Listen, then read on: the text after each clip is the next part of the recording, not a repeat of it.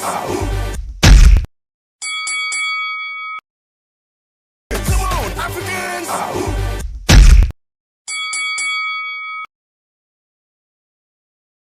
And gentlemen, boys and girls, welcome back to the African Fighters Pod. It's your boy JB, and I'm back again with Demola, host King Dems podcast, President Israel Adesanya Fan Club. What's up, my brother Dems? How you doing? Themba Gorimbo, Themba Gorimbo, Themba Gorimbo, Themba Gorimbo. I'm going to I'm going say, to do like easy as well. oh yeah, I'm I'm going good, to I'm say good. Demola is the reason why we are here. Because as you can tell from my face and my voice, it looks like I'm not all right. I caught the You're bug. under the I weather. should Yes, I caught the flu and I was this close to canceling and Demola was like, "Yo, we've got to talk about our brother. We've got to talk about Our brother. Themba. Themba and his performance last night." I was like, "Yeah, I get it. Okay, fine. We'll come on. We'll spend a couple of minutes and we'll talk about the outcomes and all the storylines going into it and yeah, we'll move and then I'll be out of here because I really need to be on resting right now." But anyways, incredible last night. If you, in case you don't know, Themba the answer Gorimbo. Sup, Jesse? How you doing, Jesse Dunaway? Thanks for joining us. It's been a while. We saw you around these corners. Cheers, Jesse. Shout out to you, Jesse. All right, so in case you didn't know, last night Themba made his return to the UFC Octagon in UFC Vegas in the Apex, the boring Apex. And Themba first round knockout TKO of Pete Rodriguez. Beautiful overhand right. And it only took him 30 seconds to do that. The Mystic Mamba told us that he is going to knock out Pete Rodriguez in the first round. He actually had the same intentions for his previous opponents that did not happen, the Irish guy. I would say Themba had a bit of a liking and respect for Pete Rodriguez, but not Crosby, because he really wanted to put a beating on Crosby for reasons that we've already documented on this show. But Dems, tell me, were you also thinking he did it? This motherfucker actually did it when you were watching yesterday? Because, well, if in case you don't know what I'm talking about, Temba did tell us here on the show in the comment in the live chat that he is going to get a first round knockout, and he actually did that. So, what do you think, Demola?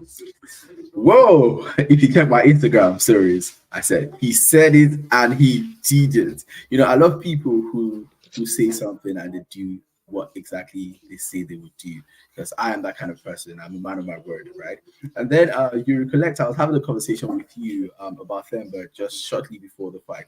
I told you something, right? For me, I'm a very strong believer in God, and I love Themba because he resonates with my own person. He resonates with my personality, and I feel like the grace of God is upon his life, right?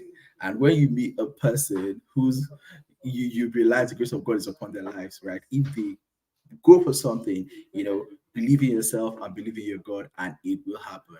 And that is exactly what happened. So, congratulations, my brother, Themba Gorimbo. Right, I'm super excited. I can't wait for the incredible future that this man has. And by God's grace, I pray that greater and greater stuff would keep happening for him.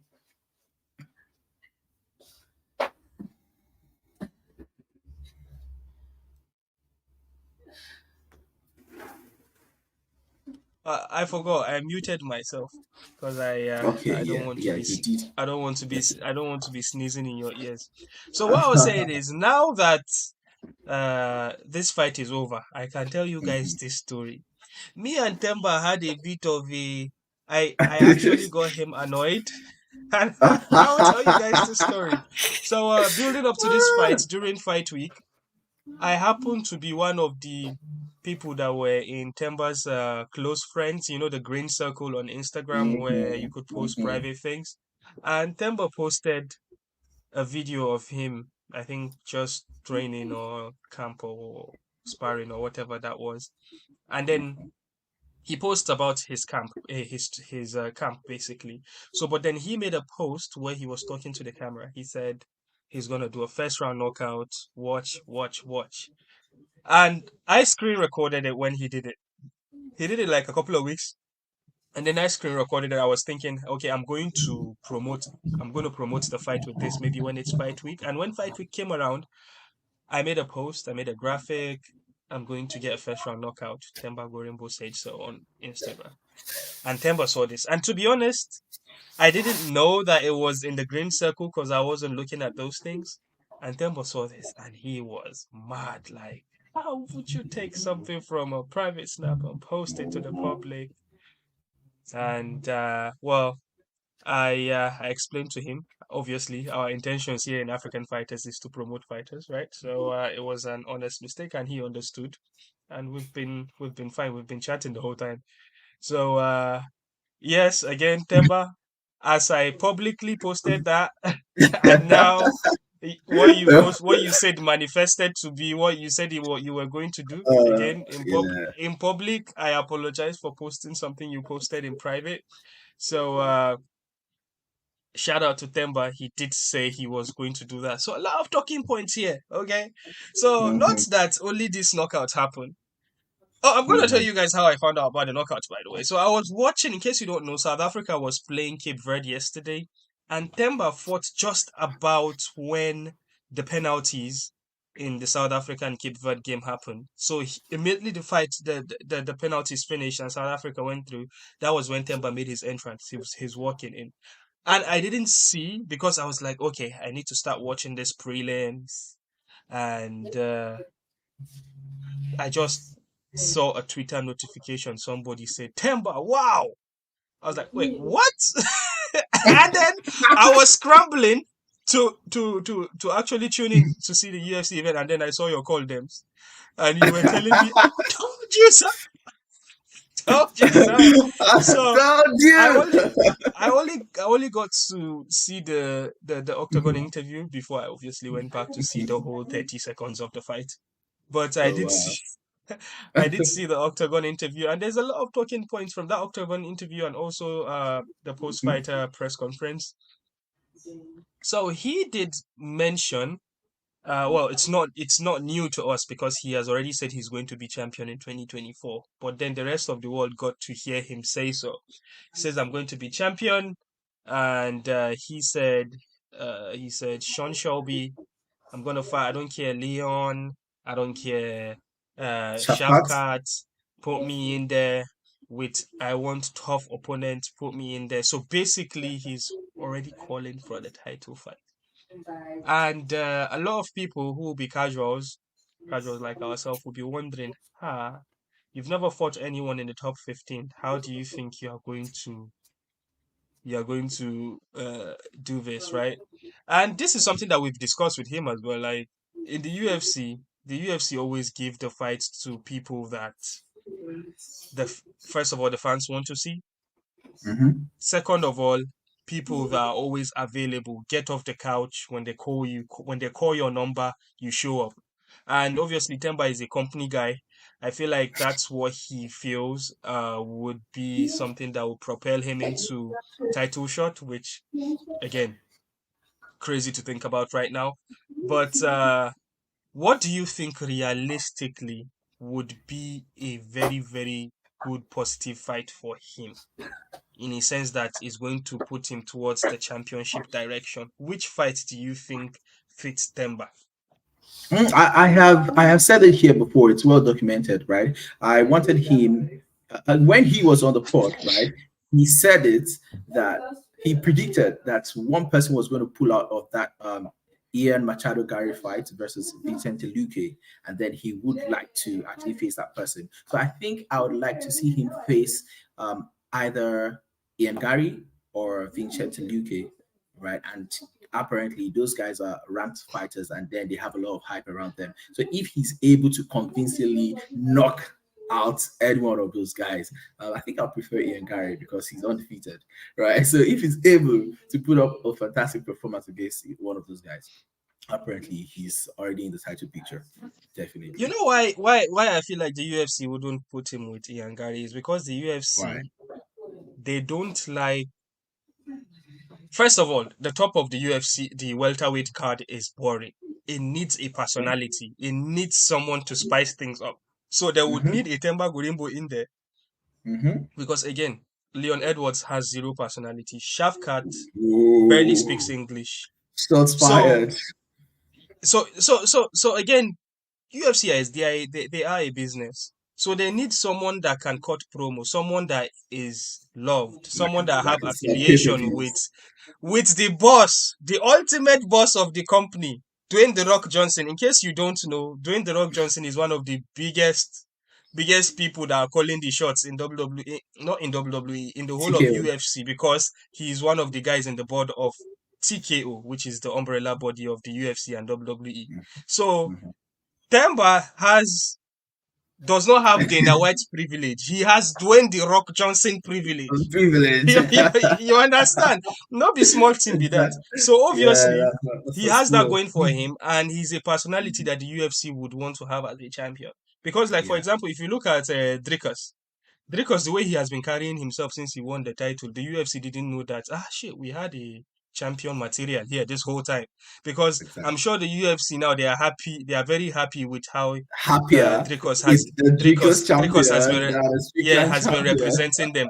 So I feel like it's the same with Themba, and the reason why, again, coming back to why he wouldn't be matched up with Ian Gary is they also have the same thing with Ian Gary. Ian Gary is always in the news for positive and negative reasons, Man, negative. and he's Irish, and we know people resonate with Irish fighters, and he's very very exciting when he fights as well. So why would you put two of your good guys or two of your future champions or two of your future top contenders in this to cancel each other out? So I think that's not going to happen. I Let's think have what Vincent Luque is then. Let's have Luque. yeah. So a Luke can happen. A Neil Magny can happen. A what's the name of Neil this Magny guy? is too much risk, too little reward. I'm sorry. That is too Yeah, much the risk.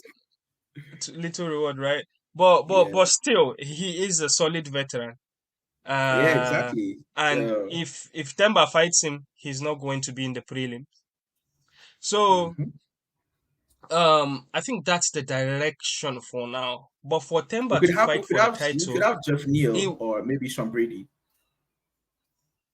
oh yeah, Sean Brady is a good one, eh? Yeah. Yeah. Yeah, It's a big yeah, name. but Yeah.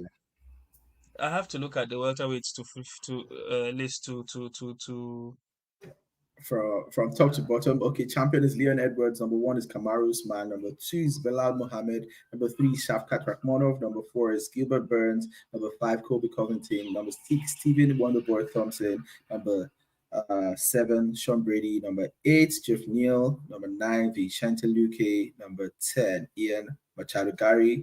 Number 11, Jack Della Maddalena. Number 13, number 12 is Neil Magny. Number 13 is Kevin Holland. Number 14 is Michael Chiesa. And number 15 is Rinat Fakhretdinov. That is a mouthful. I Yeah. think in all the names that you have listed, I Okay. think the one that would do best for Themba's stock and popularity will be Kevin Holland. Kevin Holland. Whoa. Okay. Kevin Holland is number 13. It doesn't That's matter. too, that's too low in the ranking to me. I prefer someone like Jeff Neal or Sean Brady, for example, because those guys are high up there, right? So if you beat any one of these guys, you mean to you, or even Stephen Wonderboy Thompson.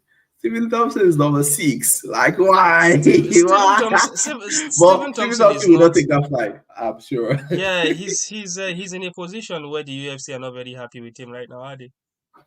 Because I think Because he's rejecting fights. yeah, He just yeah, wants and to a do lot of one people last have been one for the talking about title. him and Usman maybe, but I don't know. All right, Jesse Dunaway says Stembert showed up and showed out, and he also said, "Let's talk about Tribe Combat, the new MMA promotion." He's talking about Oh yeah, that MMA promotion in Gambia. yeah. I think They I did think a one great of the job. owners is William. We had him on. we had an Farouk had a discussion with him. I really, really wanted to speak to the guys because I myself I was in Gambia last year, and for them to do this in Gambia is incredible. And It's amazing. I think there's a lot of potential out there. I think I would like to chat with them again because last time it was Farouk. But yeah, I think we can talk about it towards the end of the show. Uh, yeah. So again, shout out to Themba the answer Gorimbo. We would love to hear from Themba and see what his future plans are going to be. We All can't wait right. for the future. Oh, I wanted to talk about one more thing. So in the press conference, he also mentioned about again, we have to focus on positives, right? And whenever one of us does something positive, we should put it out there in case you missed it. Themba mentioned that he is going to go home and build a library, and because of electric issues and power supply issues, he's going to put a solar to the library because he remembered when he was little going to school for a long distance. When he gets back home, there's no power, he can't study. But now, if he does that, a lot of kids would use that and study at night because there'll be light there. So that's an Mhm. incredible, incredible initiative. He has already mentioned that he is big fan of Sadio Mane and the philanthropy that he does in his village in Senegal. He highlighted that Sadio Mane built a stadium in where he used to play football, like a muddy pitch. That's also amazing. And he also spoke about he wants to fight in either Senegal or Kigali, Rwanda. And again, funny enough, this is a conversation that we've been having with him, right? Um, UFC UFC Africa. Africa. Again, this is something I feel like whenever I say this, n- white South Africans would not be happy with what I'm saying. But again, I'm not saying it from a negative point of view. I'm saying it from a business point of view, right? When people think about UFC Africa, they think about Black Africa. So if UFC Africa happens in Pretoria right now, which it should because they have a champion, if it happens there and the UFC business puts the whole promotion of oh we're going to Africa, it's UFC Africa, but when it actually happens and it's being broadcasted, it would have a dominant white audience, which would be even almost whiter than when they do shows in America, because there's a lot That's of not African necessarily folks that go correct. there. That is So, not necessarily correct. But this is so UFC Africa. yeah, This is but then UFC Africa. when they say it's UFC Africa, because think about it, when Dricus went home, right, and he came down through the airport and they were doing the Mhm, whole uh welcoming for him, there mhm. was a few black brothers there at the airport, but they were mostly white folks. You could swear that he just Because he's landed. Africans. Because he's Africans, right? But Yeah, then yeah, yeah. That different doesn't ball take game. that doesn't take away. I'm not questioning his Africanness. That doesn't take anything away from him being No, African he's and he from a loving South tribe Africa. in South Africa called Afrikaans, and the Afrikaans are like white South Africans, right? And Yeah. think about it, like if he's fighting, he's not fighting against himself or fighting against another Afrikaans guy, right? He's going to be fighting Mm, probably most likely a black person in Isola Desanya, right? Definitely, there are mm-hmm, lots of Nigerians in South Africa. These mm-hmm. guys are rich. They will buy tickets to get in on that show, right? And trust me, you know how Mm. Nigerians like to show up and show out. So that is Bro, not even an issue. There will be a good bro. balance, a good mix, Let me right? explain something A to good you. Let me explain something representation. to you why your analogy is not correct. I'm Okay. Nigerian, right? Okay. We Nigerians are not used to the ticket business, right? In the I sense think that so. we're so here's the thing. Usman came to fight Leon Edwards here in the UK, main evented one of the UFC pay-per-views last year.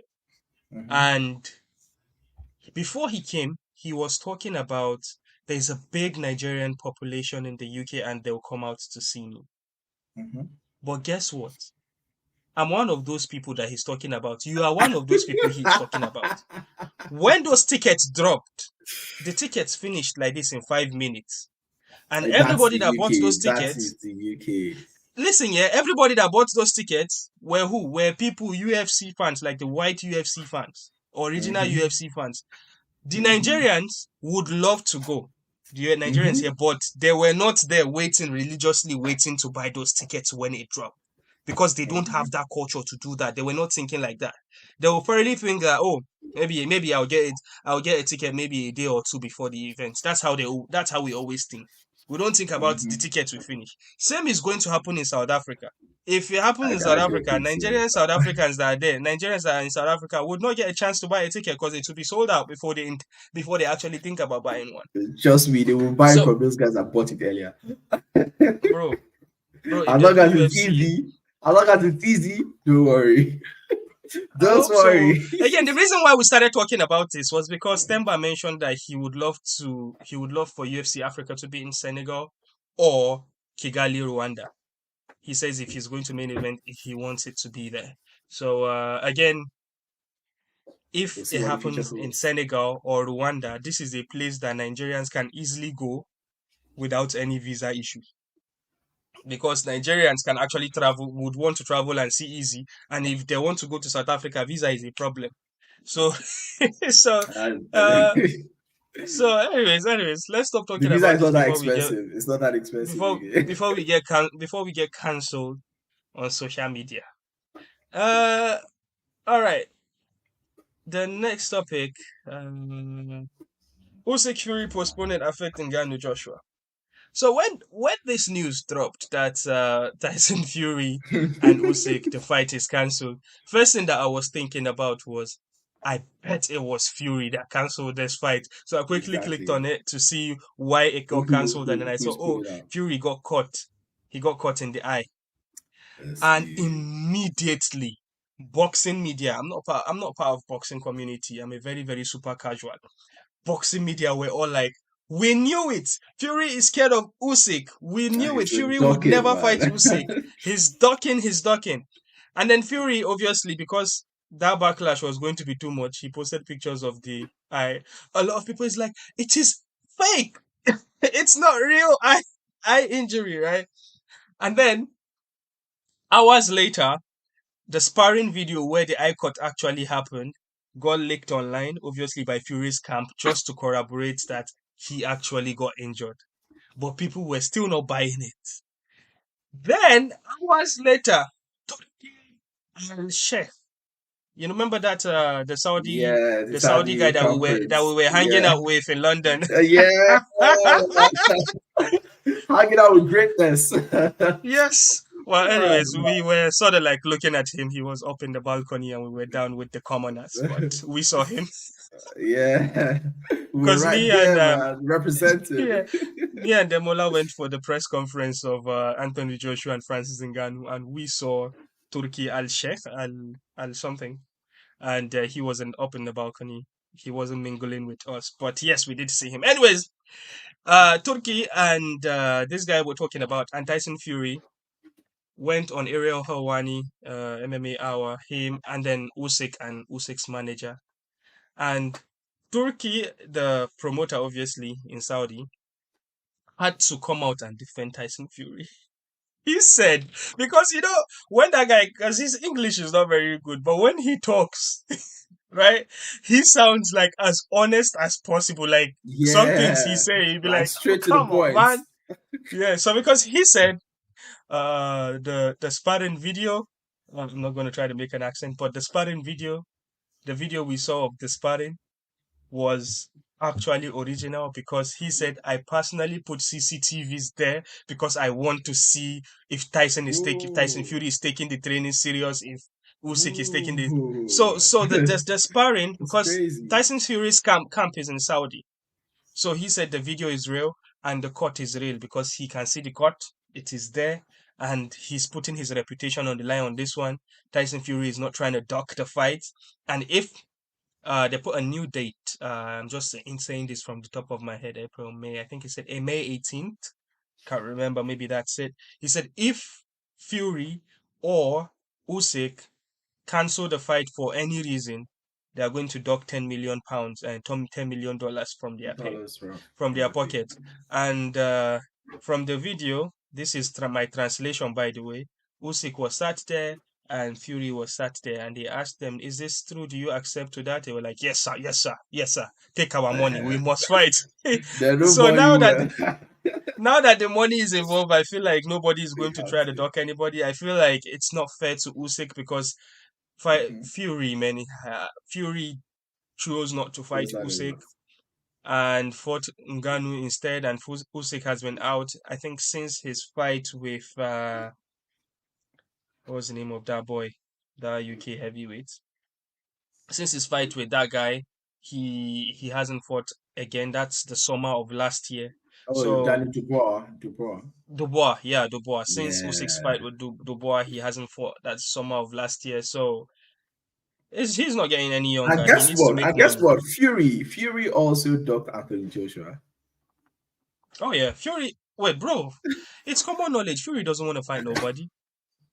He doesn't want to fight Guy, nobody. guys, We already guys are know. a serious person. And there's a lot of question mark with how good he actually is, but we're not going to get into that. This is a topic that Farouk likes talking because Farouk is a big Anthony Joshua nerd and he hates Tyson Fury's gut.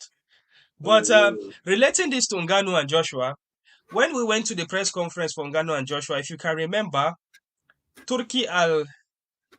Turkey, who is the Saudi Arabia Oga, he said the fight between Anthony Joshua and Francis Ngannou is going to be like a qualifier to fight for the undisputed title, that is to fight the winner between Fury and Usyk. However, he has doubled down on that because obviously we know that because this is a very high stake fight, there's always a rematch clause in there. So if Usyk and Fury fights, whoever loses would have a next second chance to fight in a rematch later down the year as well. So obviously, AJ and Ngannou would not get the winner of that unless they wait for a immediately. whole year. Yeah, but there's been talk about Hergovich and Anthony Joshua, which was a bit hinted there as well. But again, this is all. Uh, Speculations. but again, I Permutations and just need to. combinations. I feel like I need to mention this. I didn't mention in the top of the hour. The questions here were all fired through by our boy Christopher Graham. Shout out Christopher Graham, appreciate it. And yeah, so Shout out, man. you've got anything with regards to Usyk and Fury? Also, Fury. Fury is docking. Simple, as simple as that, right? And we'll find out. We'll find out soon how good he really is. But to be honest, even before now, my prediction has been Usyk is going to get that fight. Usyk is going to be Fury. That's my prediction. I hope he's able to prove me wrong. I'll be happy. But I would really love to see the undisputed, championship. We've not seen that since the days of Lennox Lewis, right? And that's unfair to boxing Hmm. fans. And so I'm really happy. I'm not like a core boxing fan. I love MMA. I love MMA.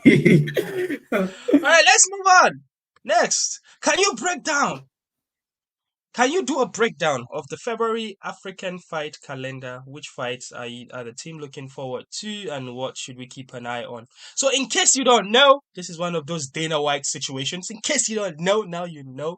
Here at the African Fighters on our social media, we do a schedule of every African fighter we can find fighting in their various disciplines of martial arts, and we put like a calendar of fights you should look out for, which is currently on your screen right now. So for the month of February, this is what it's We started on a looking good like. note. Oh yes, it started on a good note. We had three fights from the calendar happened. Themba Gorimbo obviously knocked out Pete Rodriguez in the first round. We saw Joshua Batsi versus Dan Aziz, which happened in London. You should have gone to see this one, uh, Dems, because Dan Aziz, who is the Nigerian boy, he made his entrance with Shali Poppy. In case you Whoa. don't know, now you know. So Massive. they were the main Massive. event. Yeah, yeah. So they are upcoming I should British have. African boxers. And Oh, Joshua I should Batsi, have come. actually, the Ghanaian boy, won this Jollof Wars. He won after judges scorecard. I don't have the score here, but he won by unanimous decision, 12-round fight. Now I'm sad. And then the next is Adam Azim and Enoch Poulsen, a Zambian. I think he lost this fight, and people were talking about his shoulder. I didn't get to watch this, but yeah, it happened earlier in the fight card of Joshua Buatsi versus Dan Aziz. All right, so those are the fights that already had happened. Um, so far it is 2-1 for Africa, but who is keeping scores? Uh, Next we got on the Friday 9th on LFA we've got Ogbonna Morrison versus Alec Lorenzo. So Motigbona, which I believe is his Instagram handle. Um, yeah, Monte Ogbonna. He Montana. he has been around for a while, and I believe he's looking for his next big break. And I can't remember. I can't remember on the top of my head, but I always remember him winning. I would have to look into that. These are fighters you guys should look out for. We made sure that we tagged all the fighters on our socials, so you could always go there and follow these fighters. Give them a follow, leave them a comment in the comment section. That goes a lot. That does a lot for their morale. Leave them a DM and words of encouragement. They always need it. And next, we are going to see the debut of a Zimbabwean Nigerian boy, Oki Bolaji. Themba would like to tell you that Apology. Okay. yeah, Themba would like to tell you that Oki Bolaji is a Zimbabwean boy. And I would like to And tell you that he is a Niger boy. Niger does carry last. Whoa, whoa. yeah, and yeah, I think they constantly talk. I think they're pretty much very close. And Okibolaji is making his proper UFC debut after he won his UFC contract from Dana White Contender Series. By the way, Okibolaji is a winner of the Breakthrough Fighter of the Year from the African Fighters Awards. So look out for that. Next, we've got Sivenati Nonshinga. This is Matchroom South Boxing versus African brother. Adrian Curiel. I believe this is for one of the boxing titles, and with the amount of boxing titles out there, I swear I'm sure you guys would excuse me for not remembering which one it is, but big fight for Nonshinga. Next, KSW Henry Fadipe versus Matthias Jurasek. That's in MMA in Poland. Henry Fadipe is sort of like a veteran Henry right now in the Fadipe. sports of Fadipe. MMA. Is Yeah, he a Fadipe. boy? Nice. Yes, Jesse Dunaway talks about Oki Bolaji being his favorite fighter, by the way, from Dana White's Contender Series. Yeah. So Henry Fadipe is a former champion with EFC, which is the African MMA promotion down in South Africa. In case you don't know now, you know. He is well traveled, and now he is in Poland, and I think he had an exclusive contract with KSW. He's one of those guys that I think sometime last year, actually maybe 2 years ago, he had this incredible submission in a twisted, I think the name of the submission is Twisted Peruvian Choke. It's very complicated choke. If you're a fan of jiu-jitsu, you'll be proud about that. Shout out to Henry Fadipe. And next we got Ahmed Sani versus Yusri Belagrui. Ahmed Sani from the Egyptian fighter. Next we've got Musai Bayina, Ugandan fighter, versus Luis Francis Shelini. Oh gosh, I'm so sorry for botching this name. It's an Touch. LFA, 23rd of February. Also, LFA, the same card. Wasi Adeshino. Did I call that name right? Yeah, he tried. He did well. At least. Yes. Wasi Adeshino Possible. versus Luka Drogatze, the Georgian fighter. They go toe to toe in FCR MMA. And we move to UFC, the big boys. Fares Ziam from Algeria takes on Claudio Puelles. So that's going to be the fight night of February 24th. And last but not least, obviously, we've got the champ. This is The the big impact event coming. impact. The impact. African Fighter of the Year last year. He won 5 fights in the year of 2023. He scored $1 million in the finals of the PFL light heavyweight champion. But this time he's moving down to the middleweight in a unification bout of PFL, where we see the PFL champions go head to head with the Bellator champions. So he's going to go with Bellator middleweight champion Johnny Evelyn versus Impact Kasangana light heavyweight champion in PFL. That's one that we are also looking forward to. Before I go, which fight are you most interested to see? Two. I can't pick just one. I think two fights, right? Number one is Okibology, yeah, for obvious reasons.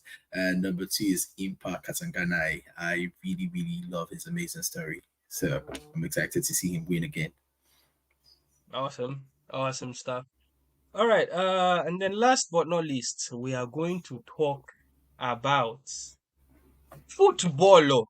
Afcon is going on. Yeah, the whole of I Africa is manifested watching. it. I remember in the last show, I manifested it. I said South Africa were going to win and South Africa were going to face Nigeria. Isn't Kennedy Nzechukwu fighting in March? I think he's fighting in March because if we don't have Kennedy here, we've made a mistake. Yeah, that's Kennedy's fighting over in St. Croix in March 16th, 2024. Yeah, yeah. Yeah, follow the African fighters on social media. You would get all the updates you need. All right. Jesse also says his fight he's looking forward to is okay. That's just next week, Jesse. So don't worry, it's coming. It's coming pretty soon. All right. Let's quickly give our predictions for the next round of Afcon. Next round of Afcon, ladies and gentlemen. Semi-finals, we've got Nigeria versus South Africa and DRC versus Ivory Coast. All right. So I know that you have affiliations with South Africa. These are things that you brought upon yourself. These are affiliations you brought upon yourself. Okay. So I know you're a big South African fan. You went to watch the Rugby Cup World Cup finals. Yeah, World Cup finals. Yeah, with South Africa. And you were wearing a South African shirt, embarrassing us. So tell me now, who are you supporting? Nigeria, Nigeria versus South Africa on Wednesday. Okay, I said it previously, right? That South Africa were going to win, Cape Verde won, and setting up a semi-final with Nigeria, and Nigeria is going to win that one, right? Ivory Coast is going to be DRC, and Ivory Coast, Nigeria in the final. Nigeria wins, Ivory Coast.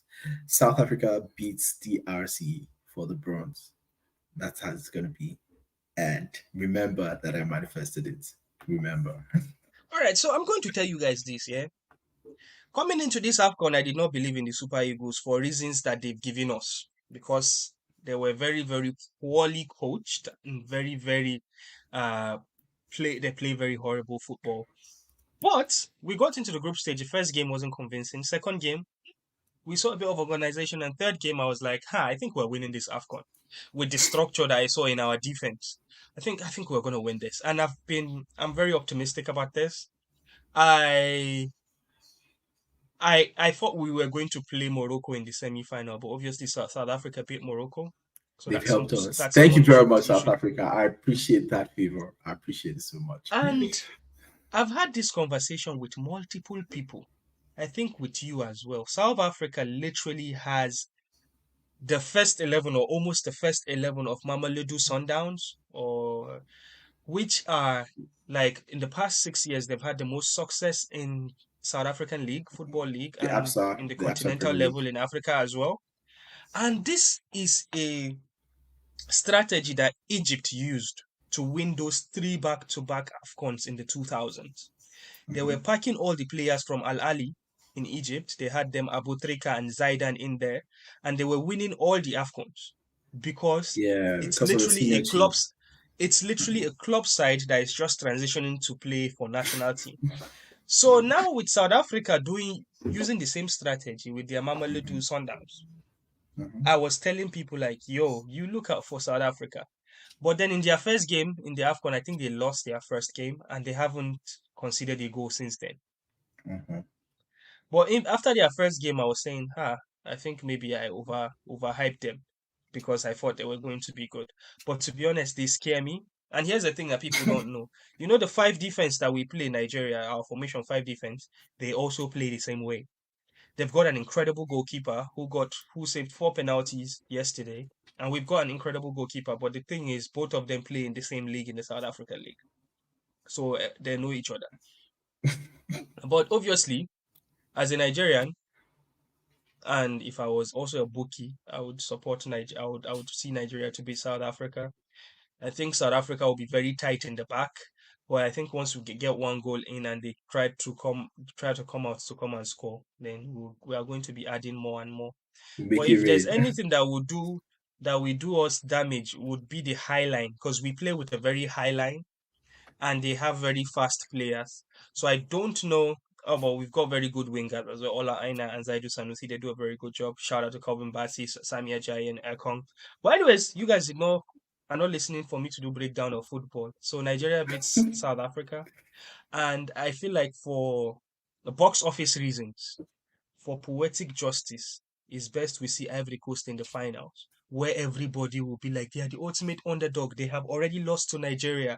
They sacked their coach mid of the tournament. It will be incredible for the new coach to win the title, and then we beat them again. So, so Anticlimactic finish.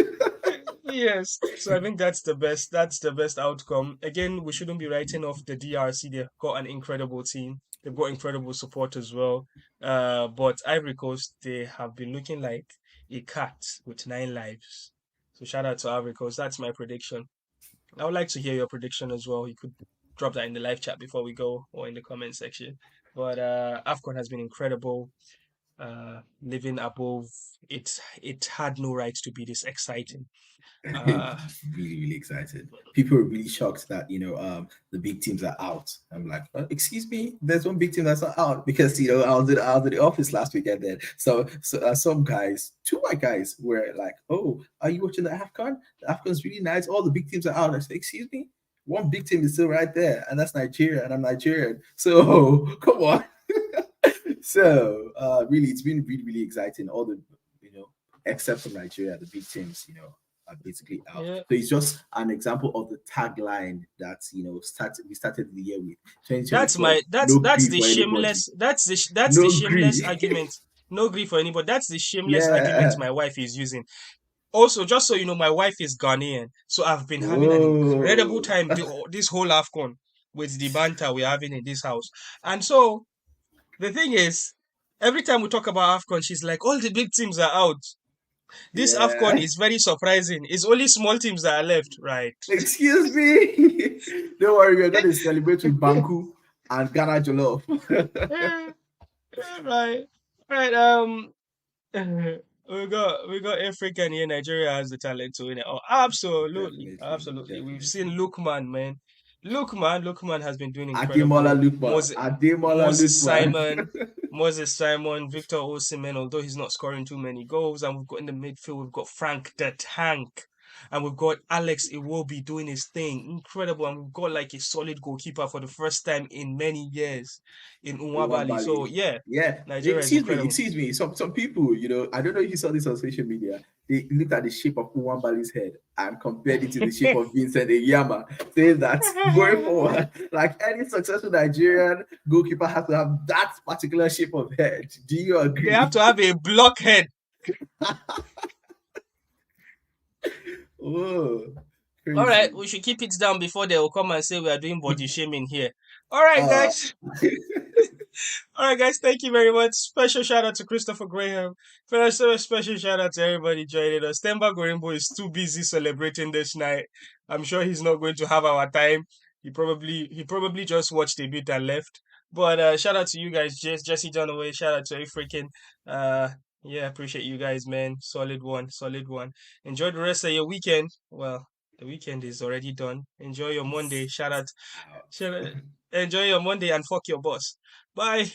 Whoa, we are on ESPN, man. You can't curse on ESPN Plus. Right. I was trying to do like a mic drop and go, but I couldn't find the graphics to. But now I found the graphics, my guy. Come on, Africans!